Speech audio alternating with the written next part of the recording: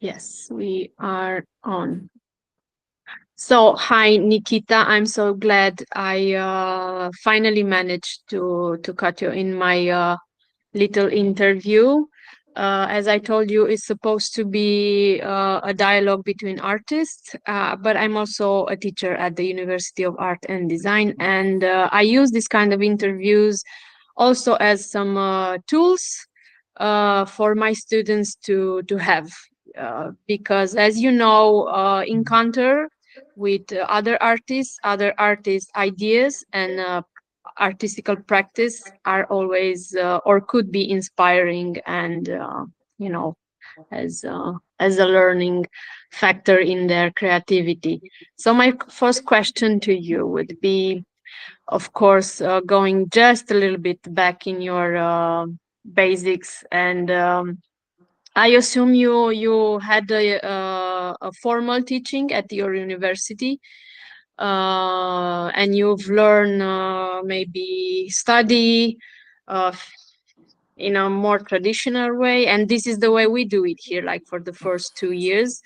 But as I saw in your portfolio, you kind of grew out of that and going also in conceptual art. Uh, could you tell me a little bit about your learning years and how you developed as a artist who not, who left behind what he taught in school and develop into this contemporary art?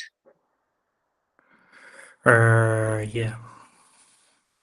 And if those years of learning kind of help you build you up as an artist as you are right now, or not necessarily?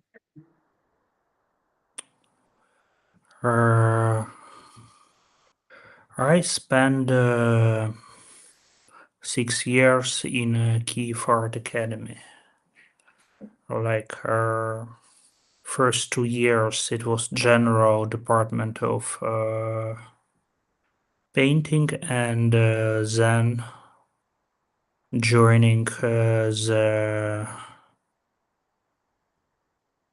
like studio workshop for monumental painting, which is quite a post-Soviet thing, because these workshops were developed for the needs of monumental propaganda. Actually, they had to to produce the artists who will make these mosaics, like graffiti, or like various techniques of decorating public buildings, often with a certain ideological content. Before this, I spent 3 years in like it was called like a Republican art school since Soviet times. Then it was changed for state art school named after Taras Shevchenko, and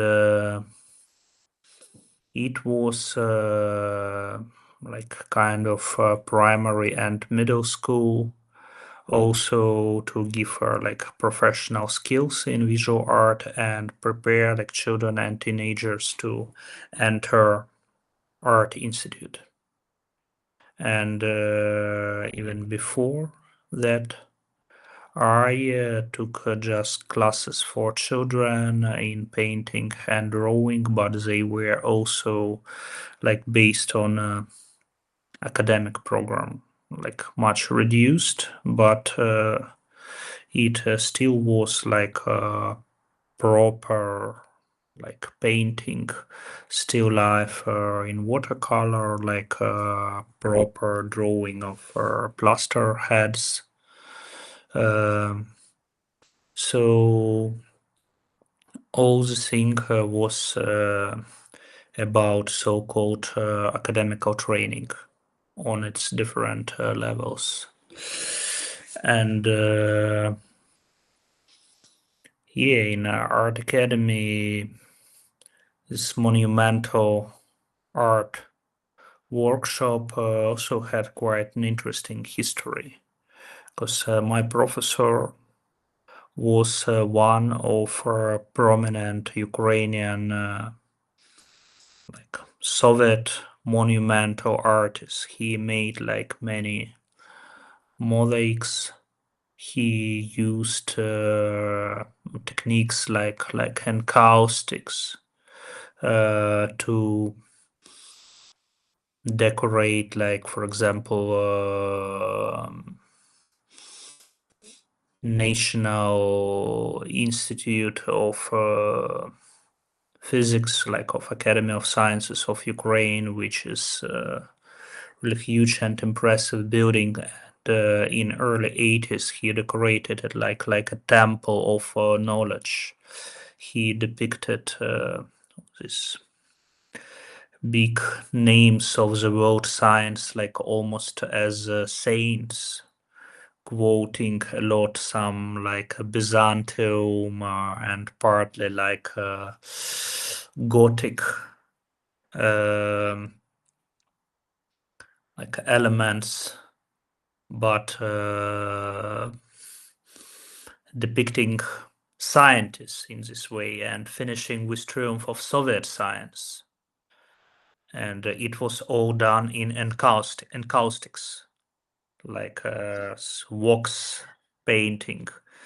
Yeah. Like it was definitely something more than like ideological structures of the state demanded from him.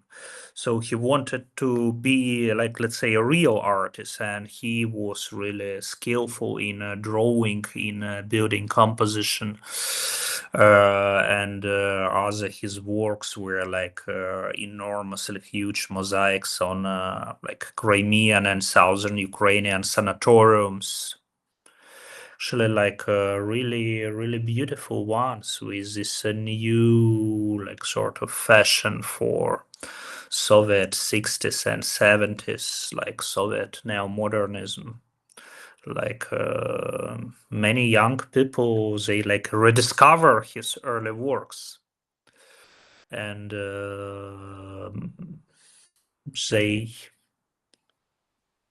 look fashionable again. But in 91, he understood that state cannot afford this sort of stuff anymore. And he made his choice. He went to the newly formed Ukrainian Orthodox Church of Kiev Patriarchy. And actually, he made a proposal that he and his students will develop like a new Ukrainian style of sacred art, of like Orthodox Christian art. But the church will give them a priority in like, decorating new temples. And he worked on this in a very serious way. Like style was kind of maybe synthetic, like combining like everything, like from Byzantium to Mexican muralism. And several temples in Kiev and in different parts of Ukraine are decorated by him and his students. And actually, it's like interesting example for like how new social conditions create new styles, sometimes very eclectical ones. But the final decision was made like by market and artists who did it cheaper and with, let's say, less quality. They started to dominate this field of new Ukrainian Christian art. So it was a story behind the studio, but it's not everything. Because in late 80s, he was in fact most progressive professor of Kiev Art Academy, and all these artists who were respected by our generation, these postmodern painters of perestroika time, they all were actually his students. And other workshops of academy, they were far more conservative.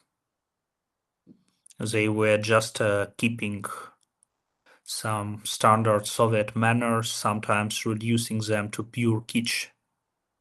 So choosing this studio first, I wasn't that conscious about how it was formed and what it was in fact. But second, you could get much more, like in terms of skills there. So my studying was not only about it's like academic training, but it was also about eclecticism, about a very speculative attitude, and about like trying to combine these ideas of like pure art and high culture with ever-changing social demands. And now it's really interesting to look at that. And I'm thinking about the work, like in fact, dedicated to this professor and his way. And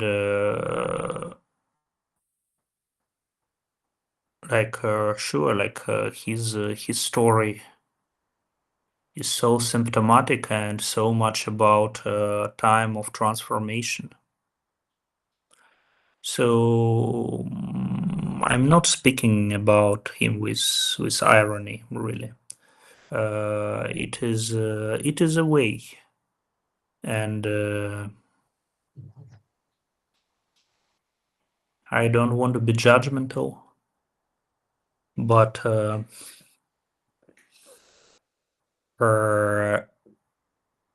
fact, there were things which I understood much later, but they give me a lot of material for reflection. Going a little bit through your website, I saw that we are actually both born in the same year, like 82. So practically, we were both childs when I witnessed the fall of the communism, and you the fall of the URSS, the Soviet Union. But still, you had access to this kind of academic, not only in sense of the iconography of the art, but also in technique. We have the same things, as you said, we had it in Romania, so I'm very familiar with what you say. But after the fall of the communism, this kind of teachers and this kind of way of teaching art kind of disappeared. You hardly see it now, but I see in your composition, in your works, not in, of course, not in iconography, not in the way you appear to paint or to draw, but in a sense of clarity of the composition, and the way you feel the volumes and you put it in the same space, or you relate to volumes and to contrast. And that's why I put you this question, because I was wondering if your contact with this kind of academical teaching that you just described had an impact on you, and from what you said, I think it had, even though we are both, let's say, child and young adults that witnessed the transition. And I saw my university, my alt university, like going from a very like stiff academic iconography to a very high level contemporary art, as you said. And then what I wanted to ask you is, for you as a student, because you were like, the fall of the Soviet, it was like happened in your childhood. So as a young student, how did you relate to the contemporary art scene back then in Ukraine? And I'm asking you because it is related to my next questions. How did you felt yourself there? Did you feel like you're going against something, and kind of helped you build you up as an intellectual artist? How was it?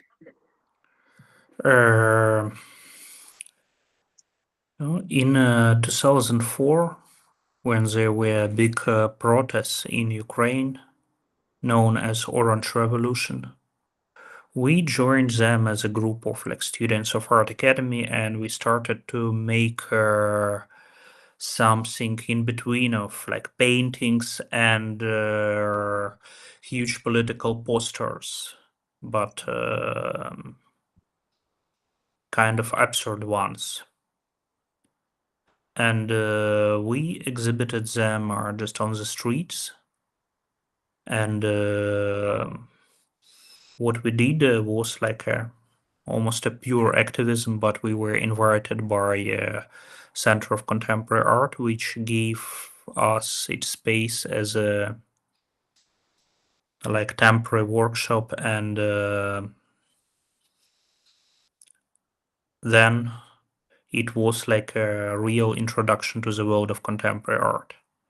This Kiev CC, it was like a or former George Soros CC.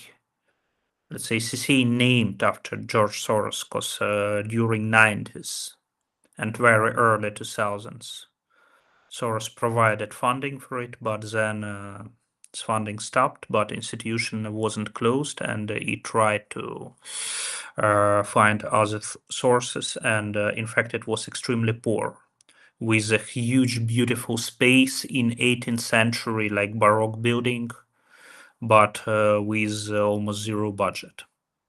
So for them it was like logical to invite very young people to like get new energy somehow.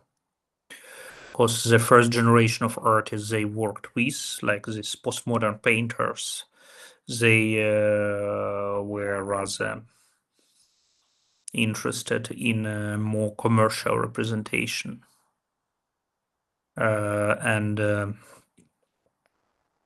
Yeah, so maybe we got our chance like when the place where contemporary scene of 90s was, this place was temporarily empty. Before that, I knew that this center exists. I entered just a few times. What happened there was very, very unclear. Like big empty space, like rather dark, like few monitors, something like which you really cannot understand, you have no access to, but something happens, like no, but imagine this big names of working with video in 80s and 90s. Like they were exhibiting like Bill Viola or like Woody Vasulka.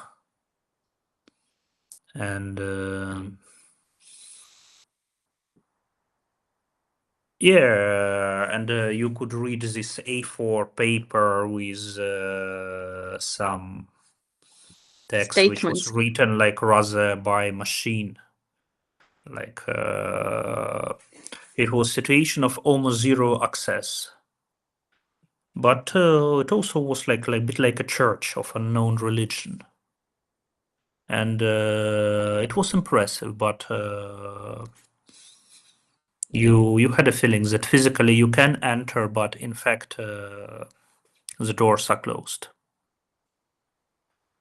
And it was especially interesting to enter the space and also to desacralize it in some sense, to do there something more like it's called prophanic. And it's interesting that the next step was developing the same studio to the place in academy where I started, and I understood that all this playing games with religion, with nationalism, but doing it like using Soviet tools and Soviet skills, that there is something tricky behind, and it's like kind of open secret. And it's interesting to touch it, but when I touched it, I immediately felt like unwelcomed in academy. And the last like 3 years there, I was like a bad student. No, I was really good student before. Like some my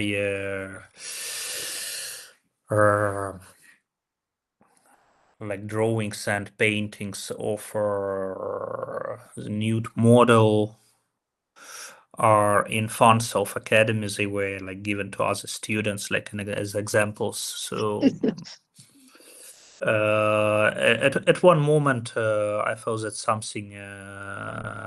something changed, and I didn't feel there at home anymore. But later, step by step, you understood how much the systems are connected, and that many people went between one and another, and they can even like make art inside of one system and earn money inside of other. Sometimes they are in a political conflict, but it was Ukraine of early and mid 2000s, where like political conflicts in culture were like rather under the surface, as we say, like under the carpet. Like on the surface, like everybody tried to be rather friendly, but you could understand that there are different groups with different interests. Yeah, and even now, some people who do like more experimental and innovative works, they are teaching in academy same time and teaching the drawing in a very traditional way.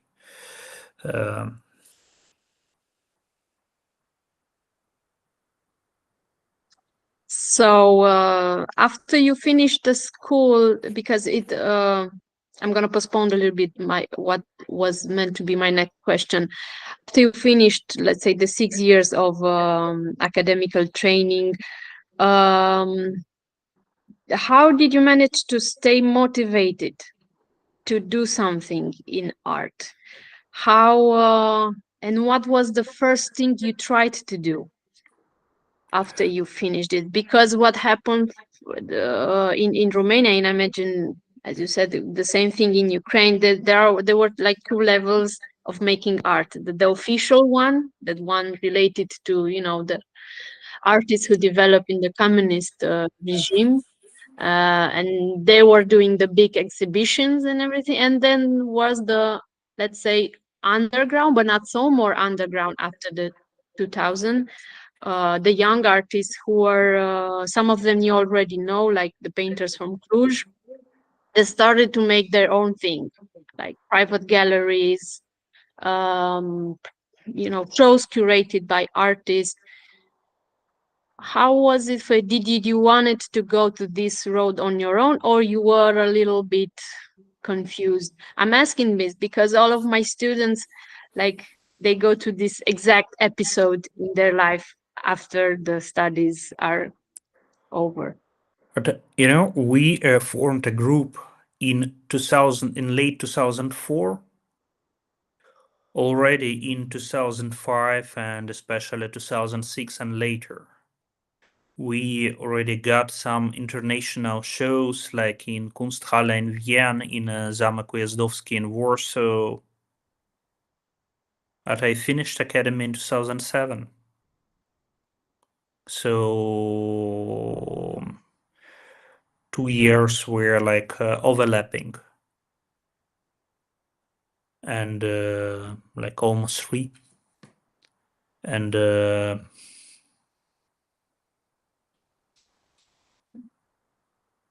sure, in academy, I didn't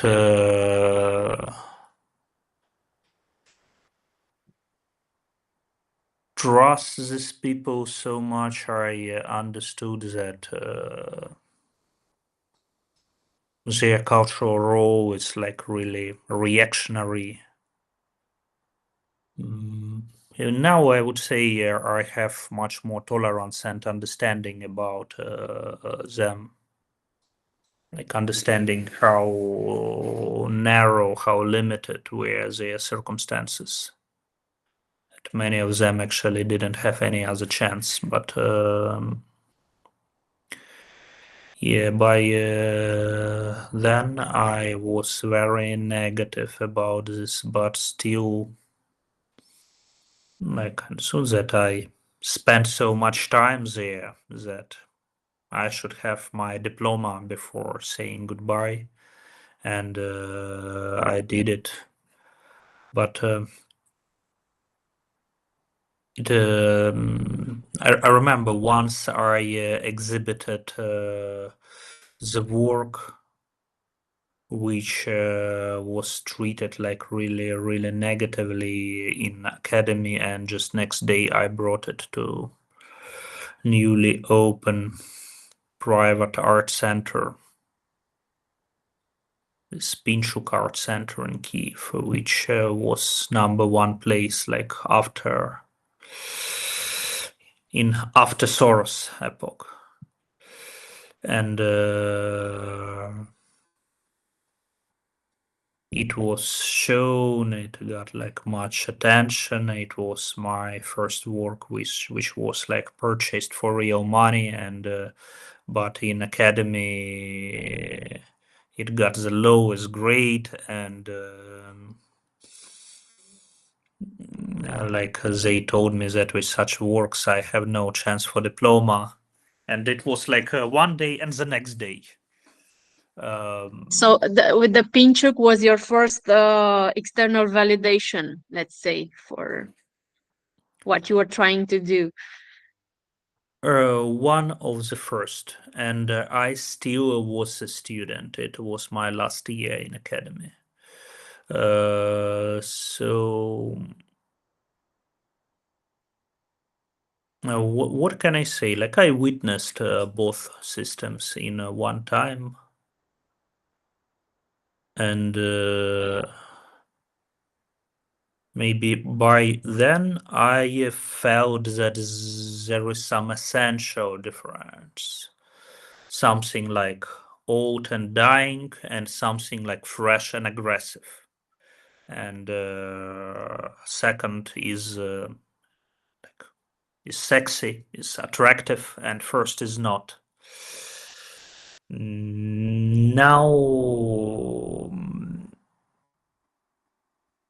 I rather see that both are different of products of post-socialist transition, of like switching to nation state and neoliberal capitalism. But second one just gave more room for reflection, because the artworks there, they were not like demanded to serve ideology. Like a representation of the works were about neoliberal ideology, which is ideology as well. But the works themselves, no. They had to be examples of like intellectual freedom, critical reflection. So it was like a new agreement, like between artists and like society, economy. And in this new agreement, actually, artists was free to do like what they want, but their representation was dependent on like quite clear economical and political interests. And in first case, like ideology should be inside of artwork.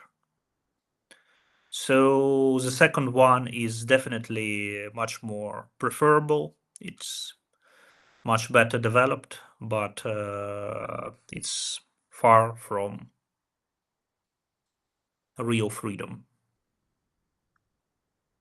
Exactly. See, because I didn't actually grew up in the communism, but all my historical, familiar, artistic roots come from there. So I developed this kind of almost like instant refusal to accept activist or socialist art or whatever form of art that depicts a totalitarian power. But at the same time, as also being an art teacher, I started to see that art can also work in an activist area. And this question goes to you because, as you said, you already form a group when you were still a student, a group that also made this kind of activist art, an art that is meant to immediately give out a message.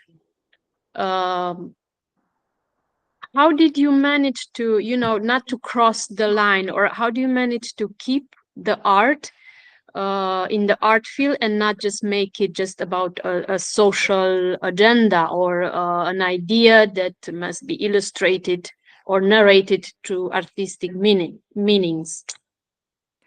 But in my understanding, there is no like clear boundaries of artistic field, activist field. We always can redefine them, and it was done many times, even through the recent art history. But like much more essential thing is about like what are your relations with current power and ideology at the place you live and work at. Like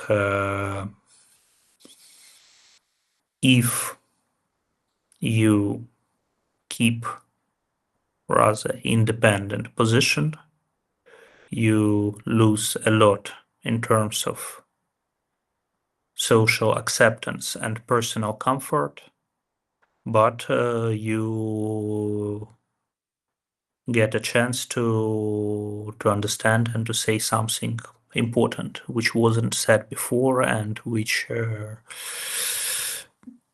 will be like a new knowledge you can share with others.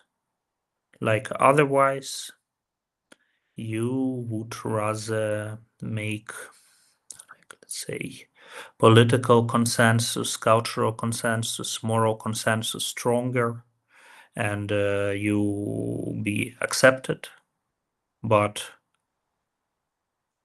the thoughts will not be really yours. And sometimes, like even to liberate yourself and your practice, you should step out of the field which claims itself to be the field of artistic or of real artistic freedom. In Ukrainian case, like of the period when we started, it was this postmodern painting. You know, I mentioned it several times already, because first, these artists are a generation of, say, our fathers. Their practice was very important for us when we were art students, and they were an example of real artistic freedom for us. But when we formed a group and when we became like young contemporary artists, these elder guys, they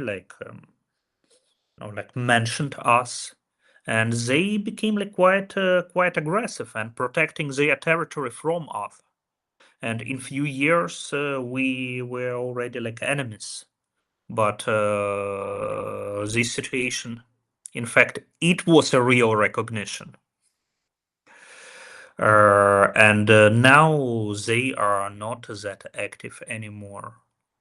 And with some of them, I keep good relations. And their practice and our practice is already like narrated inside of as a parts of like recent Ukrainian art history. And we can say this conflict is in the past already, but their story, like we learned a lot from it. And they wanted to be like definitely like apolitical. They didn't want to be socially engaged in any form.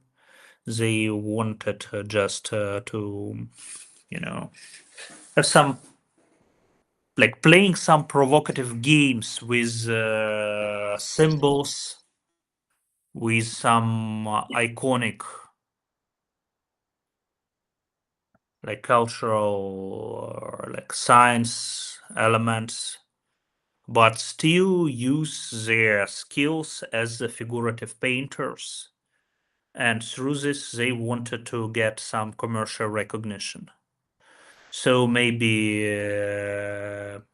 Eastern German artists like Neo Rauch or Cluj painters, they were like examples for them. They wanted to repeat the same success story, but it didn't happen. And maybe their mistake was that they had much trust into the Moscow galleries. Like for them, like real art market was in Russia, in Moscow at the first place, and then like transiting from Moscow, they could reach real international scene in their own understanding, but it didn't work. Those who went to Moscow, they just stopped there. But they were really interesting artists. Like was this genius artist Oleg Golassy, who died very young, or Alexander Gnilitsky, or Arsen Savadov or Oleg Tistel, who are still active. No, they were really interesting. Some of them turned really politically and artistically conservative in 2000s, but it was already like a different chapter in their life story. Nikita, do you feel because as you said, you already started like to form a group and to go against or through whatever the Ukrainian society was going through. And of course now with the war, but even before this, let's say, do you think an artist should have like a political stance or role, or should have should be his work should address a certain social situation? How do you see these things? If I'll say that all art is political, it will sound like nothing so original, right? I would rather avoid this idea of like must, like artists must. Just in my understanding, artists must not, and art is a zone of choice, of a real choice, and all the valuable things in art are based on individual choice. Choice is often connected with anxiety, with the fear of mistake. You almost never have a clear understanding of whole constellation inside of which you make choice. Like this well-known concept of like Abraham's anxiety. Like Abraham gets this message from God, like you should like sacrifice your only son, but okay, but maybe it wasn't from God, or maybe it was some sort of metaphor. Maybe I didn't understand it clearly, and if I'll do it, it will be irreversible.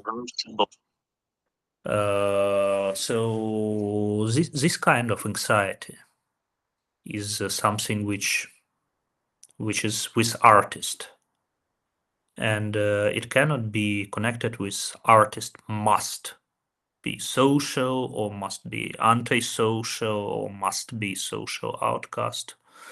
Like rather, if you make your own choices, you have many chances to become an outcast. And it rather works like this technically. But reality, and at the first place, reality of other people, reality of society is your only material. Once, I remember not long ago in 2008, I was in residence in Leipzig, and Bason Brock came there with a lecturer, this sort of very poetic German theorist who collaborated with Joseph Beuys. And yeah, there were words which impressed me a lot, like you artist. In fact, you cannot act like God, like Father, like you cannot create from nothing. Please be more modest and act just like Jesus Christ. Like take water and make wine of it. Like rather transform the objects of reality. Don't try to create from nothing. And it was good, like to be a bit of more modest, just like Jesus Christ, not more. And in a sense, I understood that there is certain reality I'm familiar to, like Ukrainian reality. In that time, it was just poor reality. It was about poverty. It was about wild capitalism. It was about imitation. It was about like violence. Violence as its primary language. Like people do not trust words, so they just rather attacking each other physically, and it's their way to communicate. but then it's covered by some cheaply made but looking really luxurious cultural facades. Like it was our reality of late 2000s. But since 2014, it's reality of war, and everything turns so much more clear, more transparent. So reality is much more intense now. Like a reality of real struggle, of real like dying and real intensity of life. So they were also very, very different periods in my artistic practice related to different periods of Ukrainian reality. But Ukrainian reality is my material at the first place.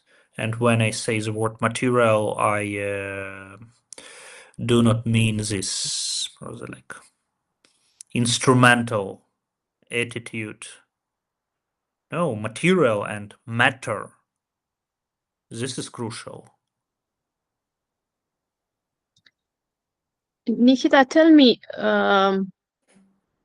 as you said, and we know, practically your life has always been in a society that it's prone to action physically. Okay, to, as you said, aggressiveness was a way of basically showing, communicating. And it wasn't just in Ukraine back then, but now, as you said, it's not just literature anymore. It's something that you can touch, feel, hear, taste. So how did you incorporate? I'm just assuming now that you are afraid or that you are. How did you incorporate it, fear in your work, or did you try to block it out in order to create something? How is this? How does your negotiation with fear and uncertainty uh, goes on in your studio?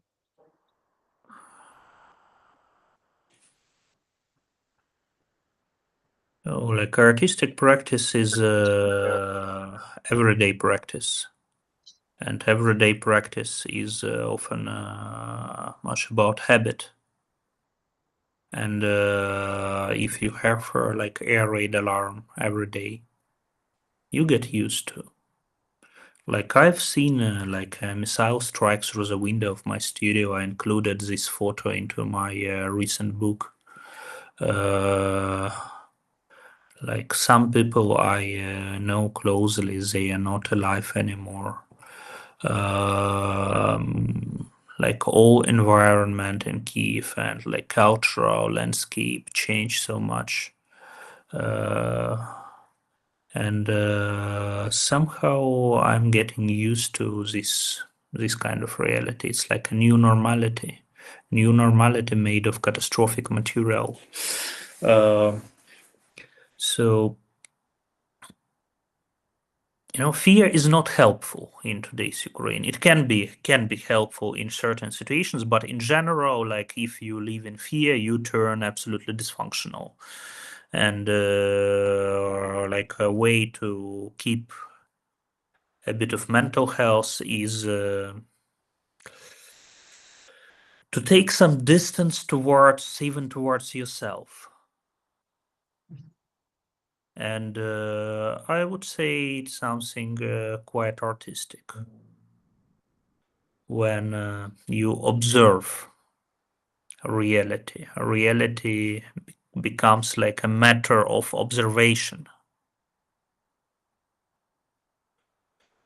And you know that in some moment you could be engaged like in this struggle like to literally struggle for life, and yeah, you're like a bit preparing yourself, but till you are able to be in the studio and do your work, you do, and it can be about fear, but if you feel this every minute fear, your work will be not done, and then you should have priorities.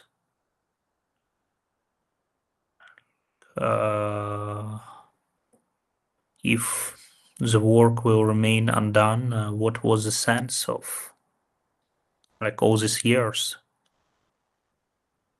So I'm trying like to keep myself as calm as possible. I still have a possibility to travel abroad with short-term permits. You know that it's very complicated for Ukrainian men, and for some it's impossible. So like male artists are often like blocked from international activity now, and yeah, so I use a chance to realize some new works in different countries. But you know, when I spent more time in my studio, and when electricity is only for few hours per day,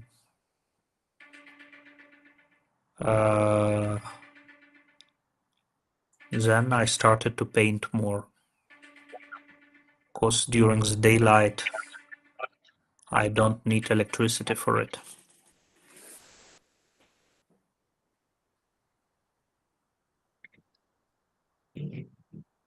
But during last months we had like example, you have 2 hours of electricity in the morning, then you have none for like 4 or 5 hours, then 2 or 3 more hours in early evening, then later evening you have none, you sit with candles, and then, for example, at late night, you have few hours again. So you also deal with your sleeping in a special way, and let's see what winter will be. We had like prognosis that it should be very complicated. I'm gonna develop a little bit this idea. So obviously, as you say, you managed to find a way to pursue your artistic goals, to still do what you were trained to do. Basically, to do as much art, or to go into your studio as much as you can.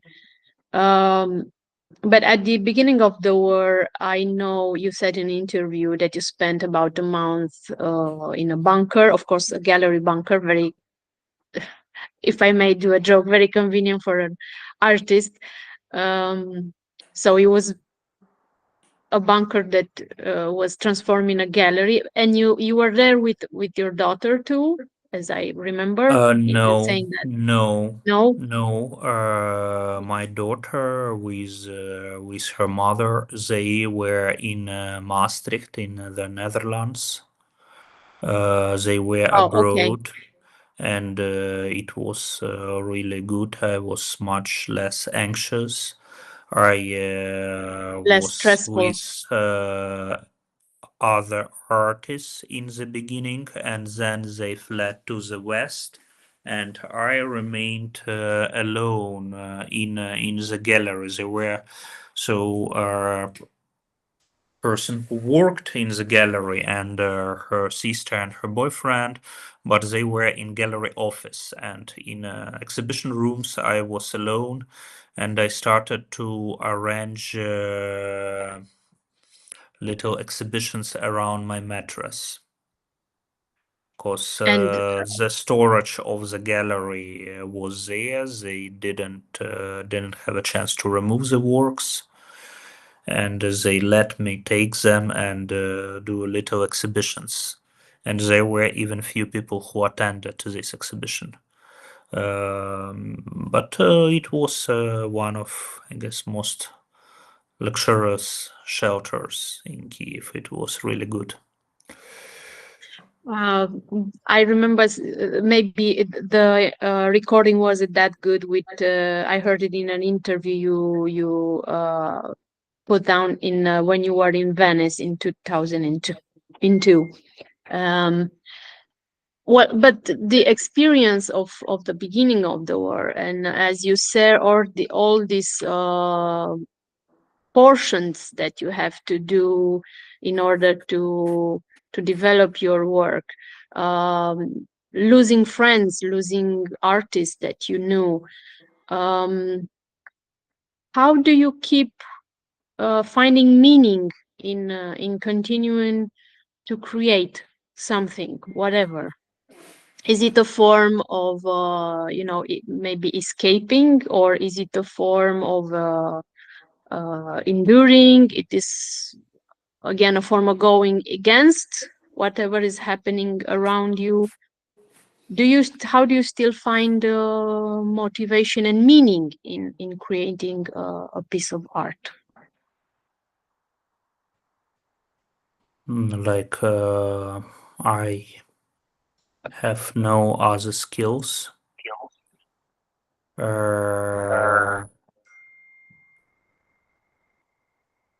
It's what I'm used to do.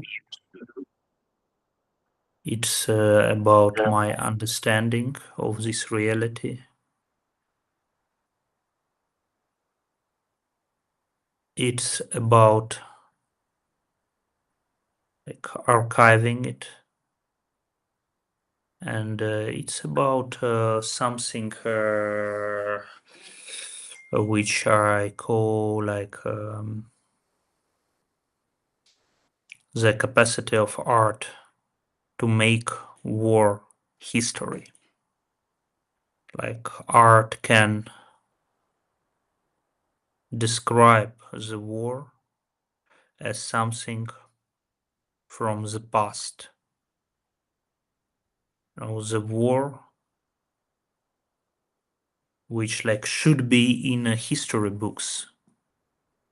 It like tries to push it back into history, into narrated past, and this way it somehow liberate reality from war. Or artistic practice during the war, it's like a struggle against the war itself. But same time, I remember that we are in struggle with Russia, with like a fascist aggressive state, which started this war and which takes the full responsibility for it.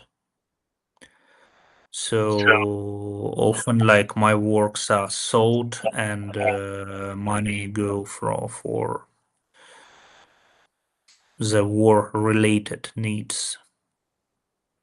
Like some artists whom I know, they work in like medical evacuation of the injured soldiers, like in medical services. And I try to support them. And my works went to auctions, and money was used to war-related needs.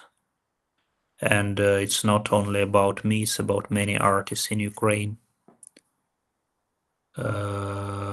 So yeah, it's like being in struggle with Russia, but also being in struggle with war itself.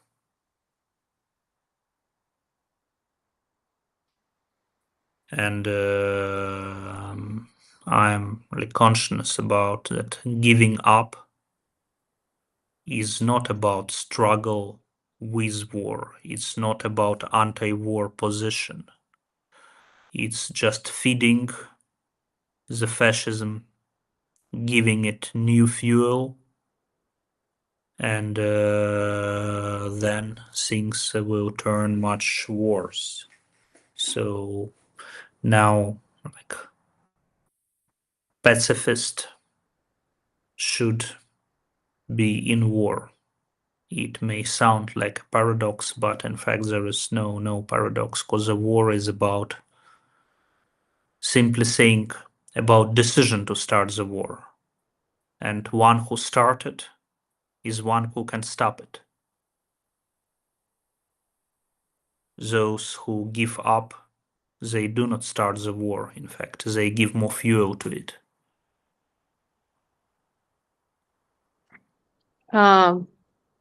What does the word peace mean to you right now? Do you see it differently now that you're experienced the exact opposite? You know, I made the work, the big charcoal drawing with the word mir or mir. Okay, mir is peace in Ukrainian. Mir, which is written absolutely the same, just Ukrainian and Russian pronunciations are different, is a peace in Russian, but in Russian is also a word. There was a slogan, like Soviet slogan, miru mir, like peace to the world.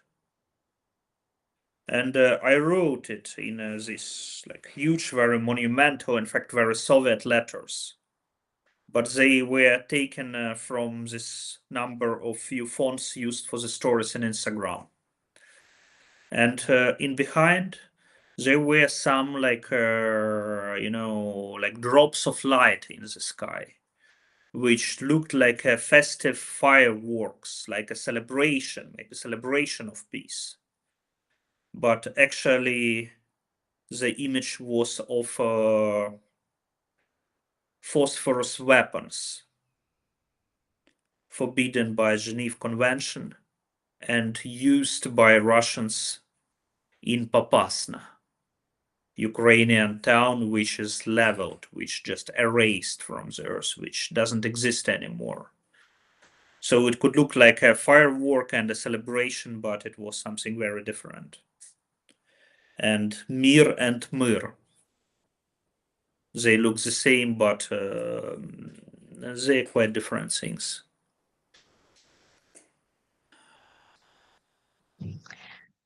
And do you think now that the sense of belonging to an artist, because I think as me being an artist in art world, I don't necessarily, I'm not a fan of nationalism, also because the communist trauma in my country history, and also because of the fascist narrative and everything. But and I feel like an artist should be completely free in a sense of, as you said, making its own choice. But at the same time, is this concept of belonging. And now when you have to defend a physical border, the sense of belonging, I think, also has or gains a different, or the meaning that it always had. How do you feel about this? Should an artist, or does it help to feel like you belong to a nation, to a country, to a land, or to a group of people? I don't know. How do you relate to that now? I think much more about not belonging, about standing by yourself as an artist, but at the same moment you belong as a citizen. And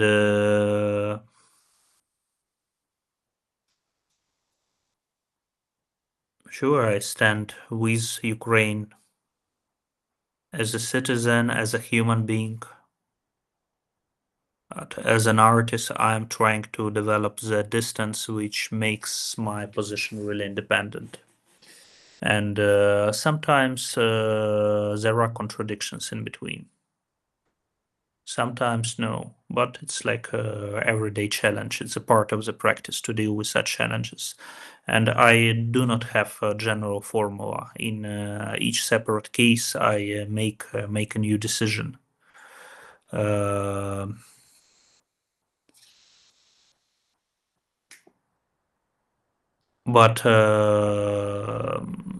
I'm not thinking about some entity called Ukrainian art as a national school or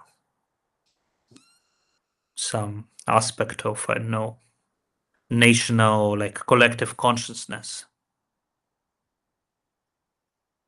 No, there are artists who are Ukrainians same time. And there are very practical conditions as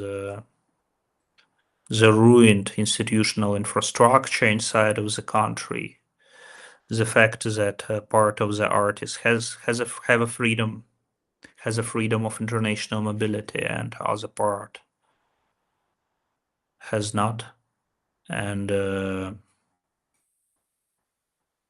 that art is often instrumentalized in a wartime propaganda. And sometimes it's done in a hidden form, and you have to be like quite careful not to be used in some dirty game. And censorship and self-censorship in each country which is in war, and Ukraine is not an exclusion here. So all these influences, but like artists make decisions themselves. It's essential. You cannot, to delegate the decision making to like Ukrainian Ministry of Culture or Ukrainian like Facebook majority.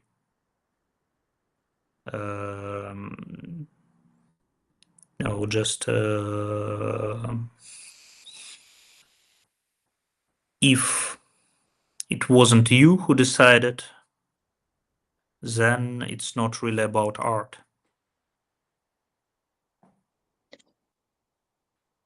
And now I'm gonna the two last questions, and I'm gonna let you go. Now it's a more like studio situation question. When you go into your studio and you just try to start working, do you have like a favorite tool, a favorite medium, a favorite way to start into your doing? It's easiest thing to work with charcoal because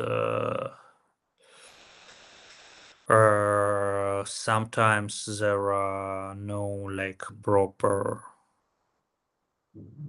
paint or like turpentine or things I need. Sometimes you are so much limited in time, and things like drying, they are problematic. And sometimes you can work at night, but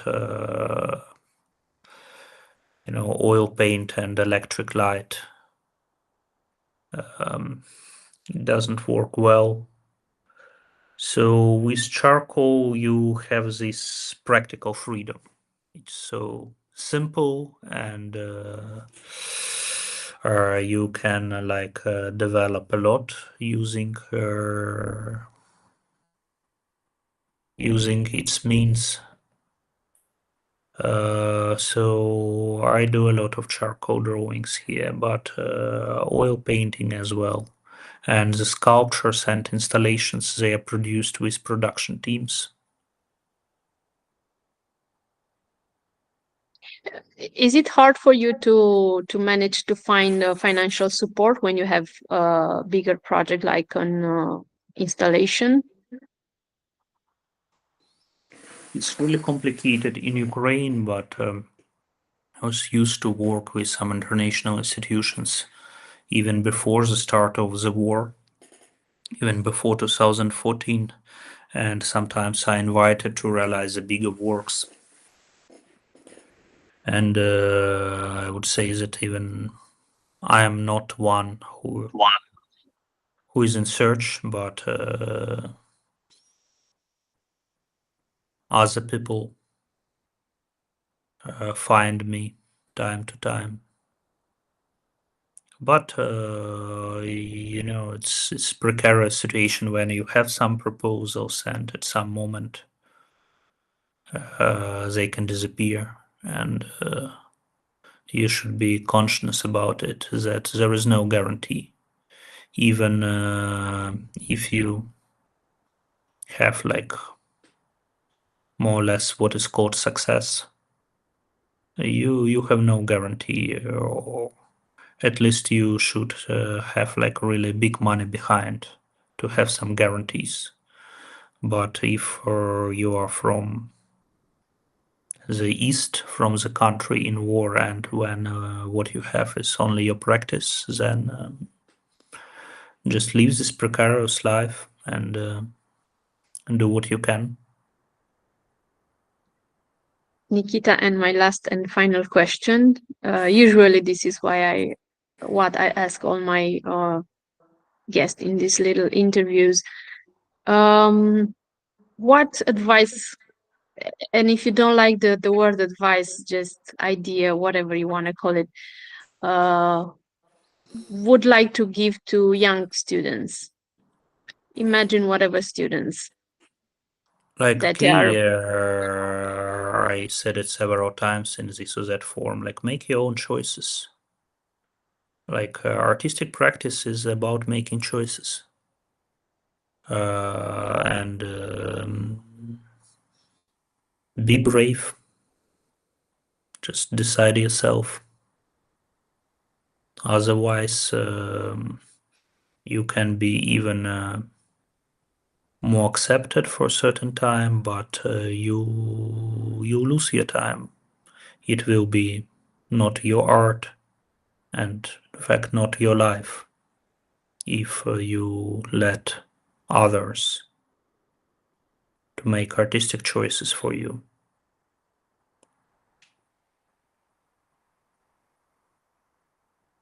Great. Thank you, Nikita. Thank you for your time. Thank you. And good luck in your work, and good luck with your next event in Poland. Thank you. And if you ever come to Romania, just let us know. Come to Cluj if you can. Thanks. Yeah, thank you. Bye. Okay. Bye, Nikita. Thank you.